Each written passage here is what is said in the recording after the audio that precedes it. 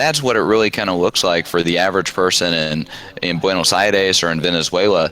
They're doing their labor over the internet, graphic designer, computer programmer, etc. They're getting paid in the currency in Bitcoin, and then there's a lot more demand for Bitcoin on the street, and so they actually get a premium, because otherwise, how do you get Argentine pesos turned into Bitcoin? If you're going through the banking system or whatever, you're going to be paying a 30, 40, 50% premium in a lot of ways, and so it's easier to just kind of remove all that and be doing a lot more in barter. So early, I mean, we're looking at $500 a Bitcoin. I mean, that's cool, but you want to know what's really cool?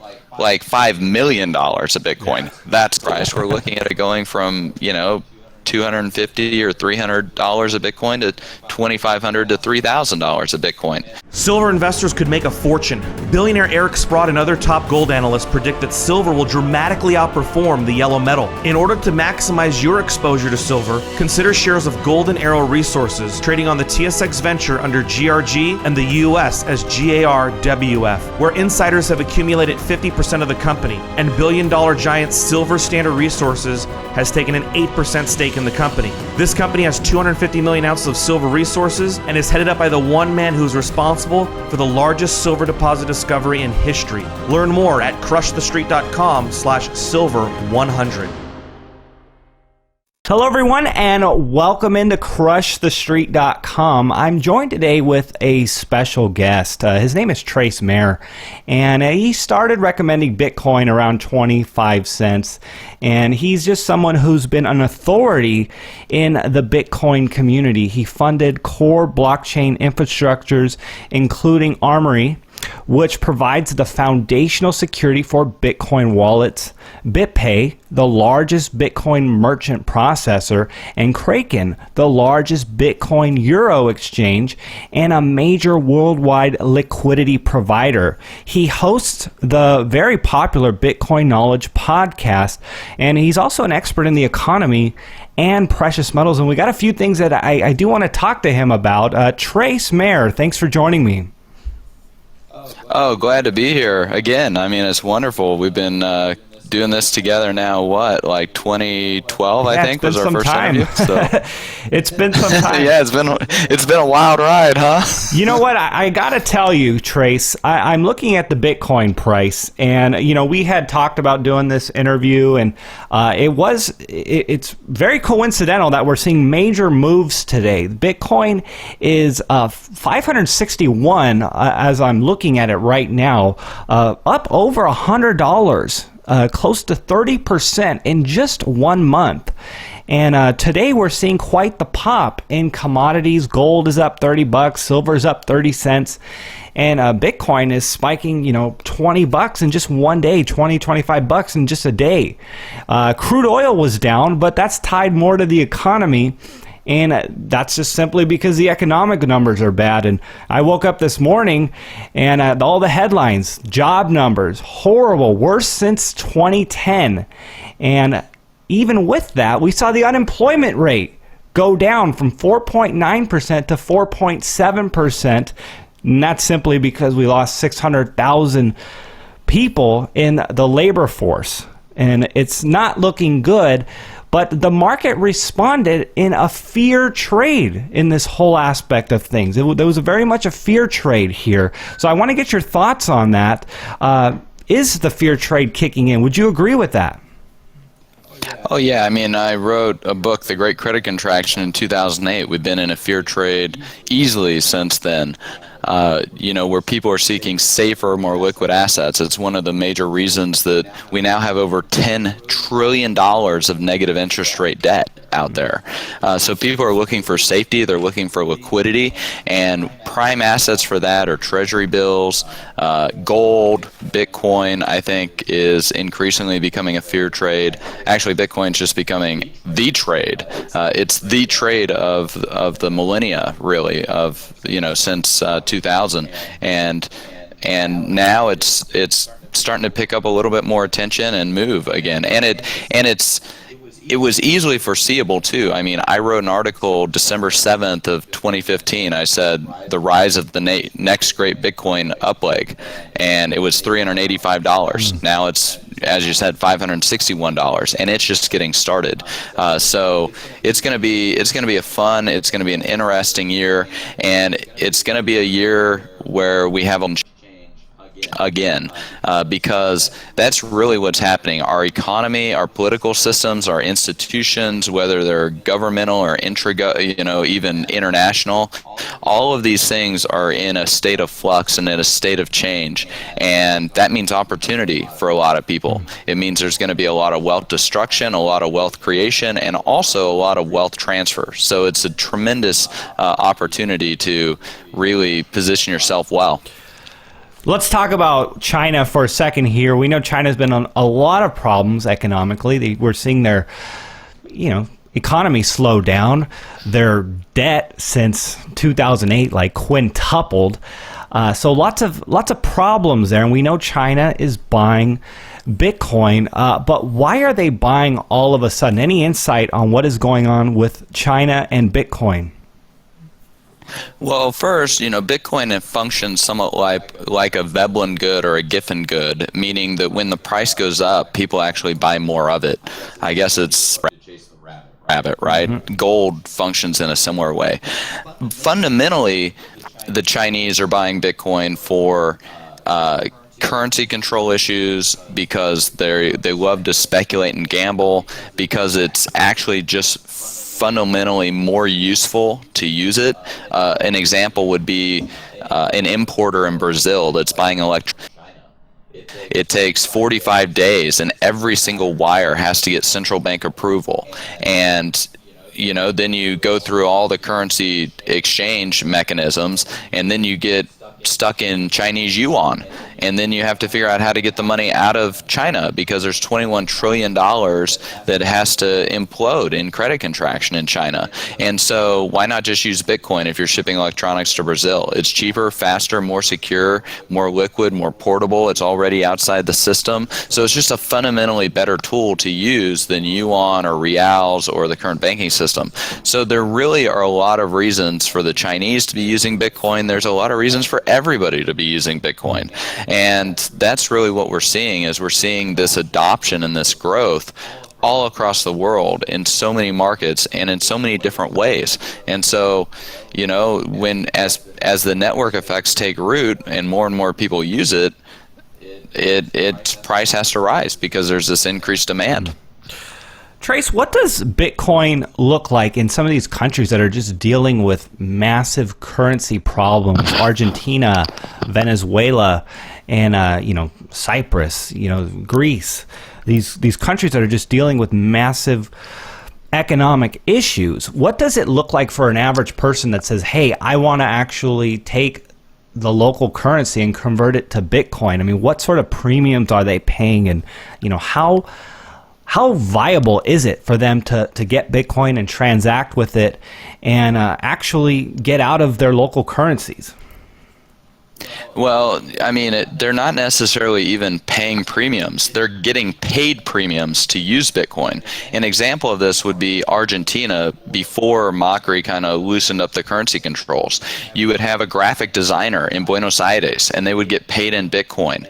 And then, because there's not enough demand for Argentine pesos, and there's huge demand for either dollars or Bitcoin, they would actually earn like a 20% premium to trade their Bitcoin for local Argentine pesos, which they would then use to go buy their steak or some of their monthly expenses. And yet they would be keeping their savings in Bitcoin.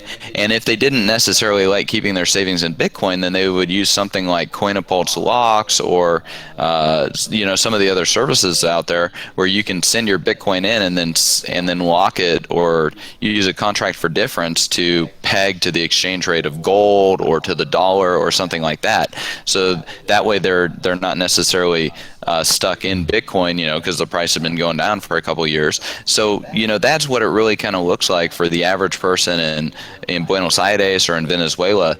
They're doing their labor over the internet, graphic designer, computer programmer, etc. They're getting paid in the currency, in Bitcoin, and then there's a lot more demand for Bitcoin on the street, and so they actually get a premium, because otherwise, how do you get Argentine pesos turned into Bitcoin? If you're going through the banking system or whatever, you're going to be paying a 30, 40, 50% premium in a lot of ways, and so it's easier to just kind of remove all that and be doing a lot more in barter. So these countries are definitely big centers for coin, and so anybody who's got Bitcoin, they get, instead of having to pay a premium in order to use it. So I think that helps further drive adoption of it. And then the currency controls, all those do is make it even more profitable for entrepreneurs to step in and provide these liquidity mechanisms.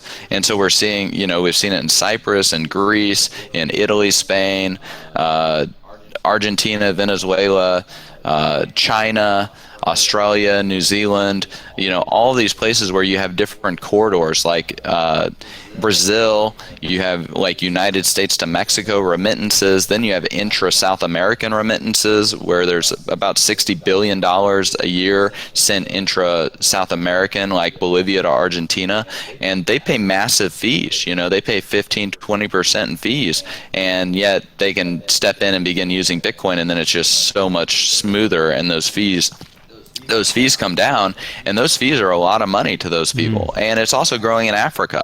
Africa is another area where we're seeing Bitcoin adoption growing, because the average remittance is 9% when you're sending money from the United States to Africa. It's one of the highest, using Western Union or MoneyGram or something like that. And so Bitcoin's stepping in and lowering those fees. And so that's really what it looks like for the man on the street.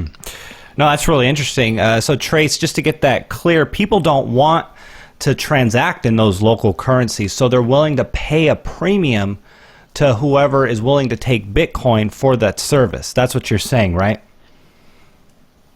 It's no, not exactly. They're willing. The majority of people in Argentina use the Argentine peso, right, in the daily transactions. Sure. When you go down to the supermarket, you have to have Argentine pesos. You can't necessarily pay with your Bitcoin. But what I'm talking about is the demand for Argentine pesos. Nobody wants to hold Argentine pesos for a long period of time. Speculative demand. They use it for transactional demand, but not speculative demand. And so what we're seeing that, and same with Bitcoin. Bitcoin's got speculative demand component, which has been going up, especially as the price has been rising, but there's also this transactional demand component. And the man on the street in Argentina that is technologically literate, they're using Bitcoin both for speculative demand and transactional demand. And so when they get paid, when they work overseas doing graphic design work or whatever, they get paid in Bitcoin. They'll use Bitcoin to buy stuff if they can, because that saves an extra step. But if they can't, then they'll move out a little bit and get a big stack of Argentine pesos, and then they'll go use that at the supermarket. So Trace, a country like China with a GDP around 10 billion or 10 trillion, if they decide to want to hold Bitcoin for currency diversification, I mean, the people, to a large degree, what does the future look like for Bitcoin? I mean, how high do you anticipate Bitcoin going over the next 5 to 20 years? Oh, over the next 5 to 20 years. Well, I mean, give us a little idea of what you see happening over the next, 5 years and then into the next decade or 2 decades. That's kind of what I was getting at. I mean, especially in the information age, the crystal ball's kind of clouded, right? But if just one person, I was out with a multi-million-dollar coin. And I laid out some logic to it. If you had just 1% of offshore tax haven assets, which are about $30 trillion, and from what we've seen with the Panama Papers, there's definitely demand for offshore services. So you just move 1% of that into Bitcoin, you're looking at easily $2.8 million per Bitcoin. We've got $21 trillion of debt destruction in China that needs to happen. We've got $13 trillion sitting in domestic U.S. bank accounts. We've got $9 trillion sitting in physical gold, sitting in the gold markets. We've got trillions and trillions of dollars sitting in real estate, in stocks and bonds and all of these things that are not necessarily safe or liquid or portable. And then we've got all the sovereign risk, are your assets going to get seized? Are they, all of these issues. And so Bitcoin, as it puts down all these network effects and those roots begin to really take hold, more and more capital will get sucked into this vortex, this black hole on the world's, and that price could $1 million per Bitcoin. I mean, I think this would be made for that.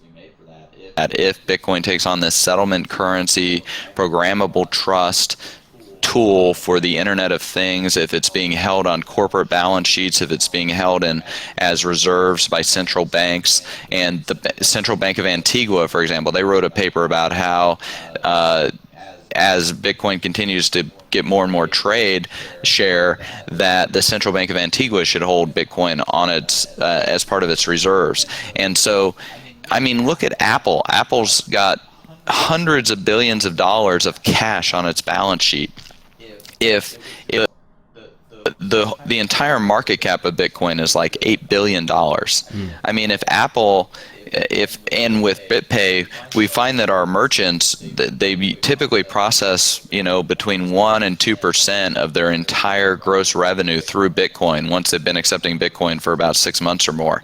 And so if Apple were holding 1% to 2% of their cash balances, their treasury cash, basically, looking at $4 billion of Bitcoin that they would need. And with the 8 billion market cap of Bitcoin, a lot of Bitcoin is not saleable. It's been lost. People have lost the private keys, or it's in really strong hands, or whatever. I mean, we're looking at just huge changes in the price of Bitcoin because it's an entirely new asset class, this cryptocurrency is. And you can think of it like an empty storage vessel. And we've got all these other storage vessels like real estate, bonds, stocks, cash, gold. All of these are storage vessels that are filled up with trillions of dollars of assets. And yet we've got this new storage vessel that could be even a larger storage vessel than pretty much all the other ones except maybe real estate.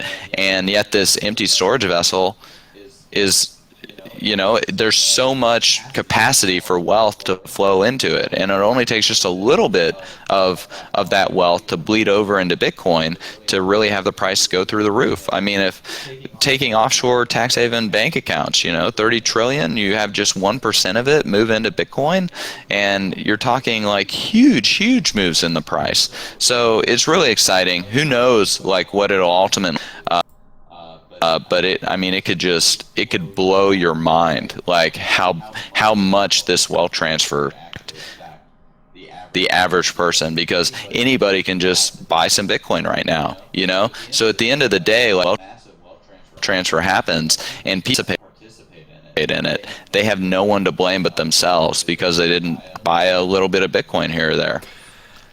Yeah, I mean, just looking at what has happened with the price in just the last year, I mean, we're seeing over 100% return. I mean, getting close to, almost 250% return. I'm not sure what the number is exactly. Oh yeah, but that type of return is absolutely nothing. You want to know a return? When I started publicly talking about Bitcoin, 4 years, a return 2x what Berkshire Hathaway has returned in the last 40. That's the scoreboard. Right. Warren Buffett, Bitcoin's a mirage. Well, last time I checked, since I publicly started talking about Bitcoin, the scoreboard is 2x Berkshire Hathaway in the last 40 years. Yeah. Scoreboard. Well, to be fair, Warren Buffett is one of the richest men on earth, so he's probably not that's that what worth. I'm talking about. I know. That's what I'm talking about. The wealth has to be transferred from somebody. Yeah. right? And his entire, like, they make all the money on insurance and interest and like the fiat monetary system. Sure. Berkshire Hathaway does. Understood.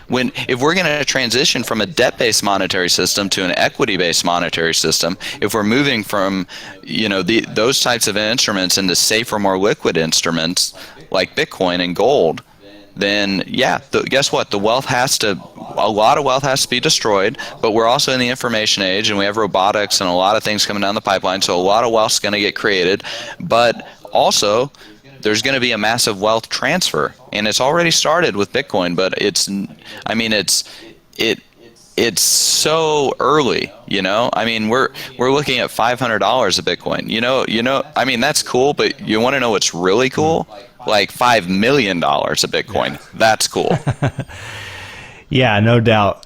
Trace, we got the block reward halving, and we're getting really close to that, and I want to get your thoughts on this. What does this mean, and are we seeing it reflected in the price at the moment? And your overall thoughts on the block reward halving. Yeah, so this is a fascinating thing that happens with Bitcoin about every 4 years, and I've talked about it quite a bit publicly that it's impossible to even price in the effect of this halvening, and there's a reason for that. First, we have to look at the supply component of Bitcoin is that it's fixed.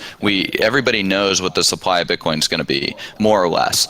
So then all that matters in price is going to be the demand component. And so with the demand component, I like to split it up into two main prongs.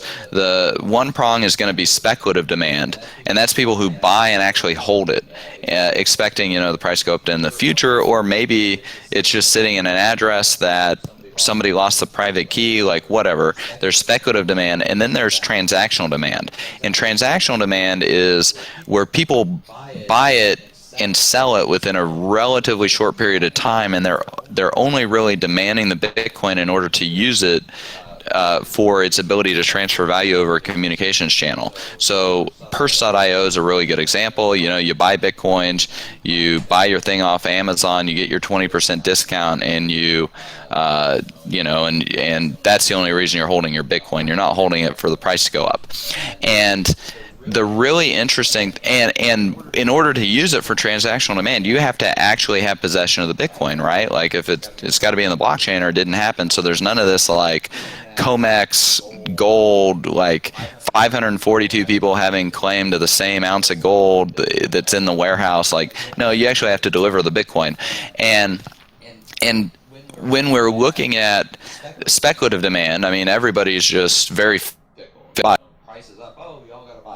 prices down, we all got to sell.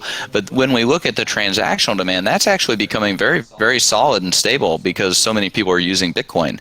And what's the price? And prices are set at the margin, remember?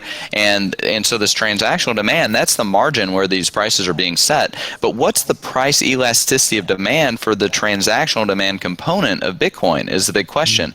And guess what? Price is absolutely irrelevant to the transactional demand component. Whether Bitcoin's $5 or $100,000 or 5 cents, it doesn't matter. It still performs the utility equally as well. And so that gets kind of really exciting because there's demand for this good regardless of what the price is, and that demand is also on the very edges of the demand curve. And so we can, when we had the halvening happen last time, it was $7. It ran all the way to $266 over a period of a couple months, 2 to 3 months. And then when we had another shock in what I'd say is the saleable transactional demand component of the stock of Bitcoin was when Silk Road got shut down and $100 million of Bitcoin got seized by the U.S. government. Well, everybody had to go out and reacquire their transactional demand or supply of Bitcoin, and the price of Bitcoin went from $60 to about $1,200 over a 2 to 3 month period. So we usually see whenever there's a big shock to the transactional supply of Bitcoin, we see a 2 to 3 month period where the market has to readjust to the new equilibrium price. And the first halvening, we're looking at a 30x increased in price when that happened. When the Silk Road coins got all seized and everything, we're looking at a 20x increase in price when that happened. I mean, this time around, 10x increase in price. We're looking at it going from, $250 or $300 a Bitcoin to $2,500 to $3,000 a Bitcoin. And who knows? I mean, maybe it'll approve an ETF, and now a ton of Wall Street capital can get shunted into Bitcoin. Or maybe we have a failure of a major exchange, and then the price will tank again. I mean, who knows what the future holds for us? But it's like intellectually to see the human action at work, especially with an asset where there's demand regardless of what the price is, and that feeds into the speculative demand of people that want to chase the rabbit. Trace, is there, and you mentioned gold and silver, and we know they're traded on the futures market, and there's a lot of manipulation that goes on. You mentioned the 542 claims for every 1 ounce that's out there, in that specific exchange. Is Bitcoin at risk of going into the futures market and then having the same sort of manipulation, people and whatever the powers that be, people who want to control the price, controlling Bitcoin? Is there a risk of this happening? There's always a risk, but Bitcoin just has such fundamentally different dynamics. First, you can look at the blockchain and you can instantly assay both the quantity and the quality of the Bitcoin that are in your address. With gold, you actually got to take possession of the bar, and then you got to melt a little bit of it down, and you got to assay it, and so nobody really does that. And gold, you can't just instantly transfer gold over a communication channel like you can with Bitcoin. So, if they're going to try and do monkey business and shenanigans with Bitcoin, they're really playing with fire, because people can demand the physical delivery of the Bitcoin, and you have to have it in a lot of cases. And so that, and we already kind of have a futures component to it with how mining functions, and so it's it becomes a very censorship. Bitcoin is just fundamentally censorship resistant, and I think it's also economically it's not very susceptible to economic censorship, because what are they going to do? Suppress the price of Bitcoin? Guess what? People will buy the bejesus out of it, right? The market will buy tons of it and be taking physical possession, and eventually they'll run out of Bitcoin to deliver to an address. So I mean, how do you really manipulate this thing? It's a very hard. I see it as a very difficult task and manipulate it the way that they've tried to manipulate the price of other things. Now, sure, they could try to manipulate it with high-frequency trading and the bids and prices, but at the end of the day, supply and demand, drives so much of this stuff.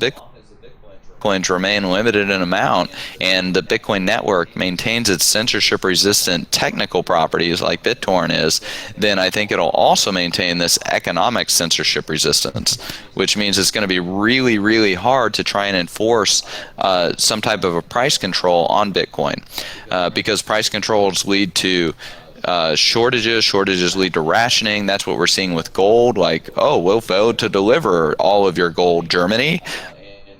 You can't do anything about it because we have you occupied with a bunch of troops.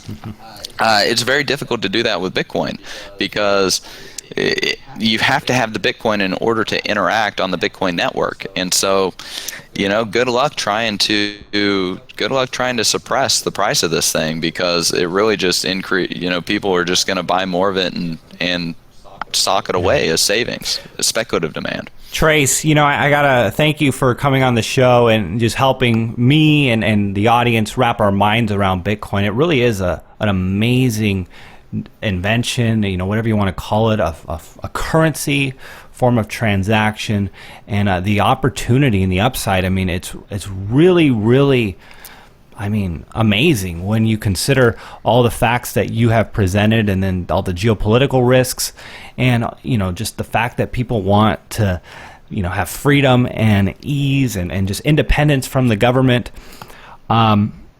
Trace, if people want to learn more about you and just maybe some final thoughts here, where would they go? What would they find? And, also just some final thoughts for the audience.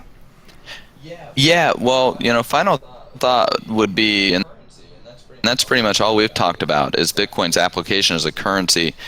That's just one application of this new technology. Just like gold has many, many applications. You can use it in electronics, you can use it in computers, you can use it to fill teeth, like whatever it is. Bitcoin has thousands of applications besides just currency. So, you better strap in, because and light the fires. G is being innovated. The biggest innovation we've had is the ATM card in the last 40 years. I mean, it's absolutely ridiculous. Like, Bitcoin is kicking down the door saying, look, there's a new sheriff in town. We're going to innovate financial technology.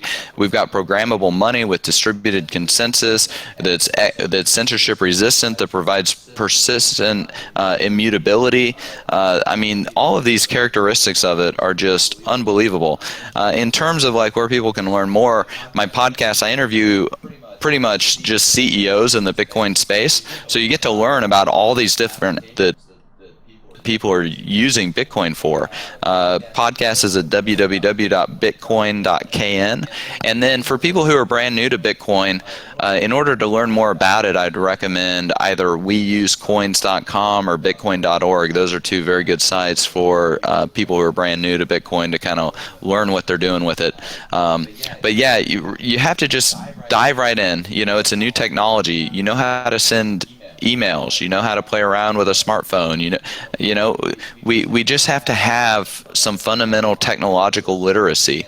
And so it's that way with Bitcoin. Just dive in, figure out how to use the new technology regardless of whether you want to buy some or not, because what it does is it gives you the option to be able to buy some. And that's really what you have to have in this type of crazy environment. You have to have options, and anything that you do to increase your own skills, investing in yourself, I think that's got potential for very good ROI, because it gives you options and it gives you flexibility and it gives you the ability to change. Because the people or the institutions or the organizations that aren't able to change, they're the ones that are going to get creatively destroyed. I couldn't have said it better myself, Trace. Trace Mayer, everyone. Trace, thanks for coming on the show with me today. Yeah, glad to be here.